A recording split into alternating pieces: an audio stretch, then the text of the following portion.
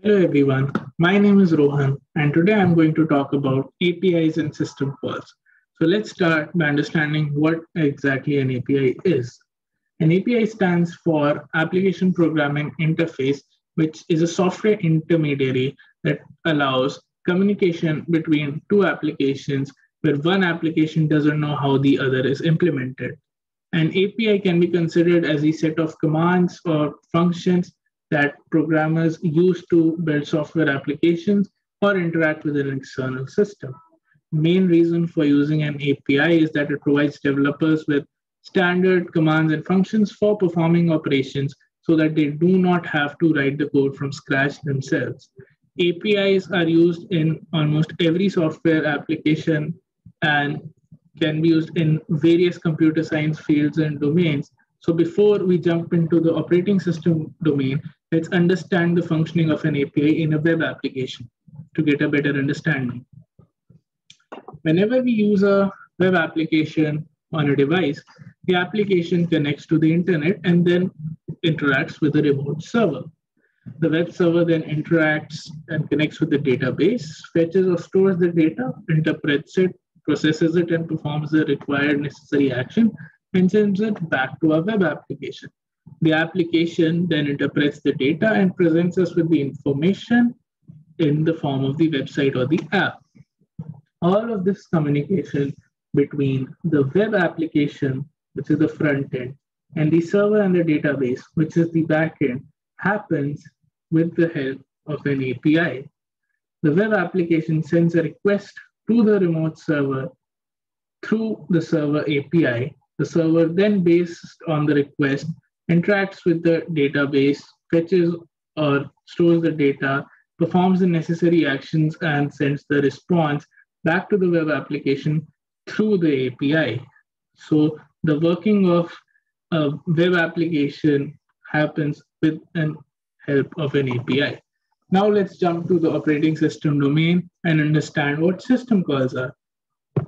In computing, a system call can be considered as a programmatic way in which a computer program can invoke the services of the operating system. They are generally written in a high-level language such as C and C++, and are mostly accessed via high-level APIs rather than directly using the system calls.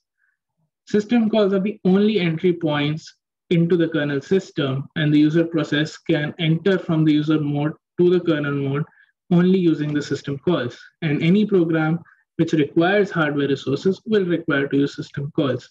In the figure, we can see that when the user process is executing and it gets a system call, it then goes to the kernel mode using a software interrupt and then executes the system call and then returns back from the system call to the user mode. Now, these are a few examples of system calls for Windows and Linux. There are different types of system calls based on the service of the OS that they provide. For example, for process control, there are system calls for creating a process, which is fork, terminating a process using exit, waiting for a process to terminate using wait. There are 5 management system calls also for like opening the file, reading the file, writing to the file, or closing the file. Other type of system calls include device management, information maintenance, and communication. These system calls are present for Windows and Linux. Now let's look at a sample code which uses some of these system calls. Here, we'll be using the process control system calls fork and wait, and information maintenance system calls getPID and getPPID. Now, what we'll be trying to do is creating this process hierarchy. That is, from the main process A, we'll be trying to create 2 child processes, process B and process C. Now let's look at how we can implement this using our program. Now, how a fork system call functions is that when it is called, it returns 2 values. It returns 0 to the child process created and a positive value, which is the process ID of the child, to its parent process, or a negative value in case the child process is unable to get created, which generally doesn't happen and a child process is created, we'll be using that case in our code. Now, let's understand how it works. When we use the fork system call, it creates a child process. In our case, that is process B. Now, after fork is called, we check whether fork returned 0 or not.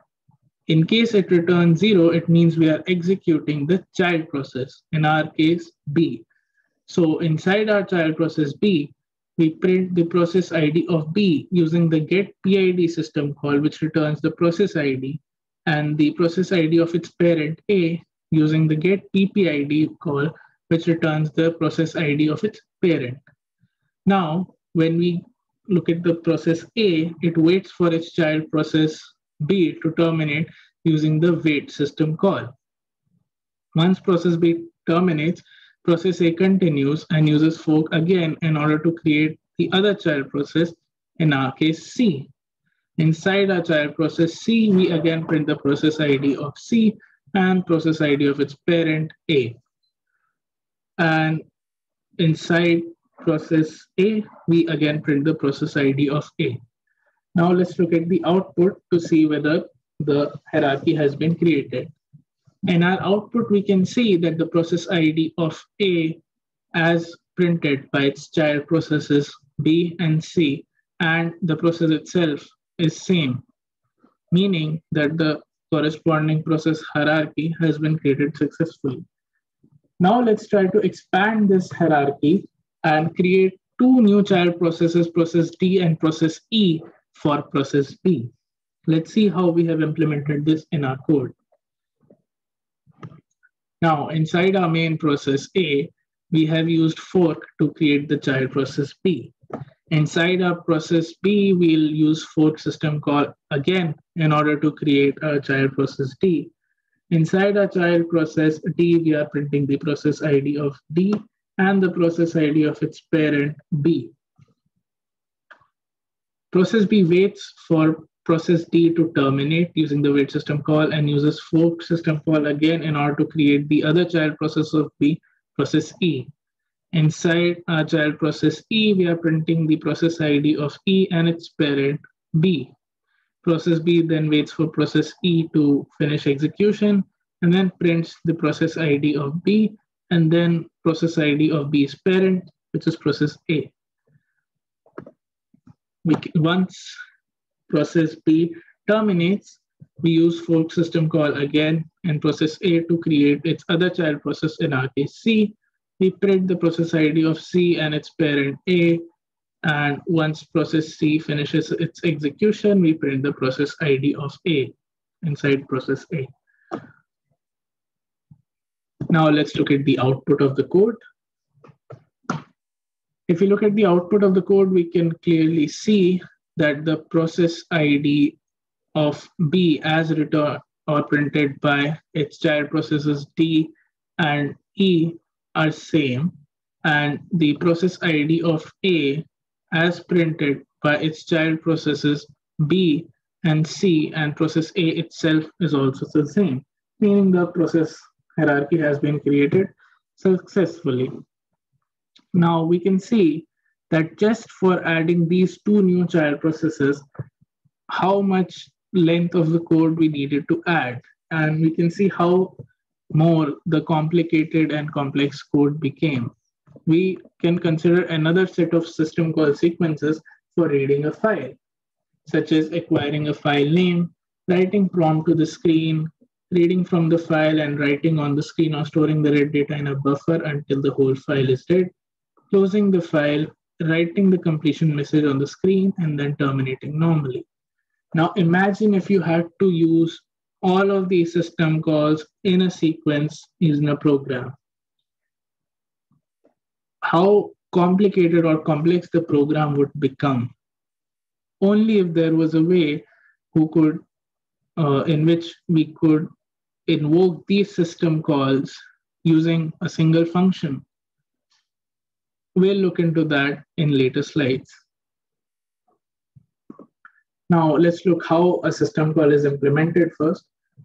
Typically, unique number is associated with each system call, and the system call interface is responsible for maintaining a table according to these numbers. So whenever a system call is encountered in a user program, the system call interface invokes the intended system call in the OS kernel based on its number. In the figure, we can see whenever a user application invokes the open system call, the system call interface then gives the number of the system call, and then that points to the location where the implementation or the execution of the system call is present, and this executes the system call. So now let's go to APIs. Remember the sequence of system calls we looked at a few slides back, and I said if all those system calls can be invoked using one function, here's where API comes into picture. We can consider an API as a C or C++ wrapper function, which is imported using different libraries, which invokes the required set of OS system calls for us. Sometimes a confusion between an API and a system call may arise since some system calls also have an equivalent C or C++ wrapper function, which are present just to invoke the actual system call. So in case there's a one-to-one mapping between APIs and the system calls, confusion may arise, but both are different. The three most common APIs used are Win32 APIs for Windows, POSIX APIs for POSIX-based systems, and Java API for Java Virtual Machine. Now let's try to understand the difference between raw system call and API better. As we looked at before, that in a program we generally use APIs and call the C or C++ wrapper function and not the actual system call. For example, we looked at fork as a system call, but in the newer versions of Linux, fork can also be considered as a wrapper function or an API which uses the system call of clone.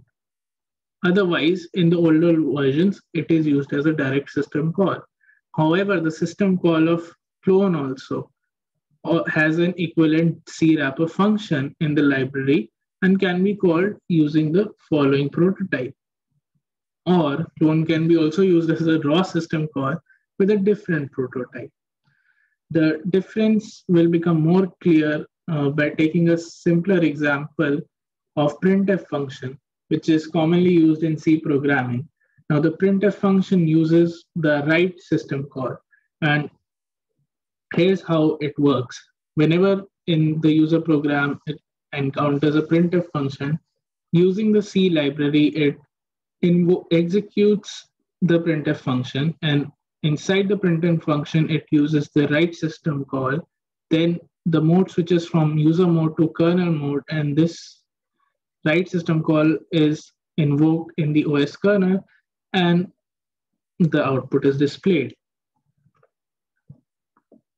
Here are some examples of standard POSIX APIs. For example, pthread create is used to create a thread, which has the following parameters.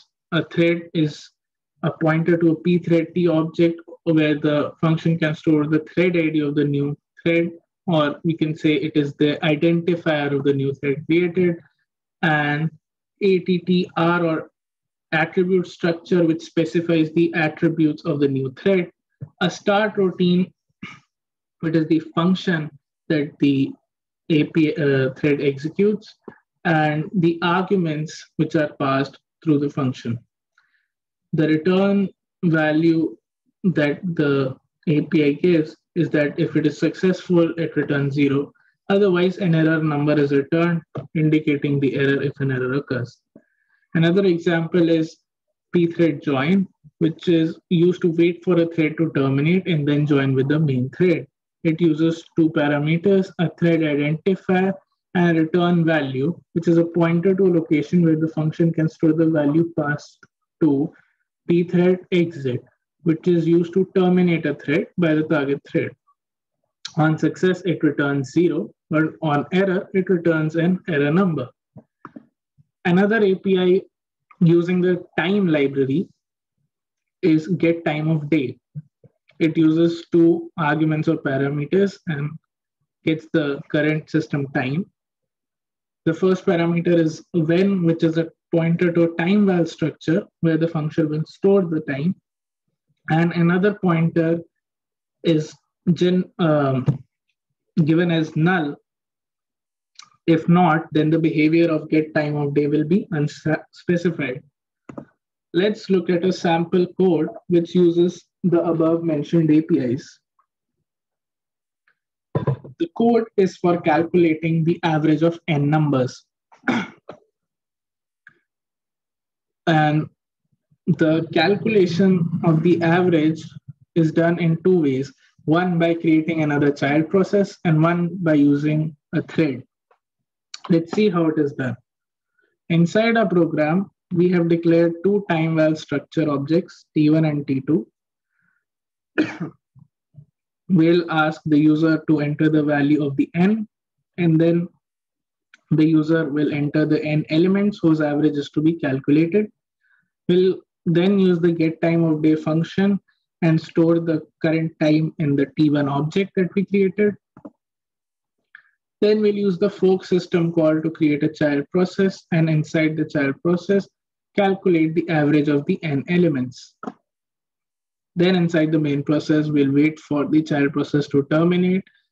Using the get time of day function, we'll get the current time and store it in the T2 object. We'll then calculate the elapsed time for calculating the average by subtracting the times in the T2 object and T1 object and displaying the time. Then we override the T1 object by getting the new current time using the get time of day function. Then we create a thread using the pthread create function with thread 0 as its identifier and calc average, which is the function that calculates the average, as the function that the thread will execute. The function is mentioned here, which calculates the average value and displays it. Once the function is executed and thread is terminated, then it joins through the main thread using the pthread join function. And we again get the current time using the get time of day function and store it in the T2 object. We then, in the similar way, calculate the elapsed time by subtracting the two and then display it. Let's look at the output. We can clearly see that the time taken to calculate the average by the child process is much more than the time taken to calculate the average by the thread. We can say that thread is since we know thread is a lightweight process, we can say it's better to use threads rather than creating more processes. So let's now conclude the video in saying, why use APIs? Like, why not use direct system calls? So APIs know the proper way of calling and using system calls for different architectures. For example, if different architectures use different types of system calls but use the same API, then the same API can be used for those different architectures. The second most important thing of using an API is that the caller doesn't need to know anything about how the system call is implemented. For example, when we were using the thread APIs in this code, we don't know how it is being implemented. What kind of system calls is the API using? We just obeyed the API and understood what the operating system will do as a result of the call of that API. So it hides the details of the OS interface, and which provides abstraction. So using APIs hides the underlying complexity of using a system call, which we saw in the codes. We don't know how get time of day function or the thread functions are implemented, but we know what it does and what it returns, and we use that in our program.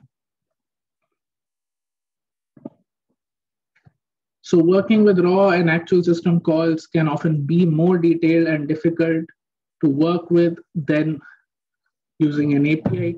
Hence, APIs are used for creating software applications or in programs or interacting with the external system. Thank you for listening. Thank you.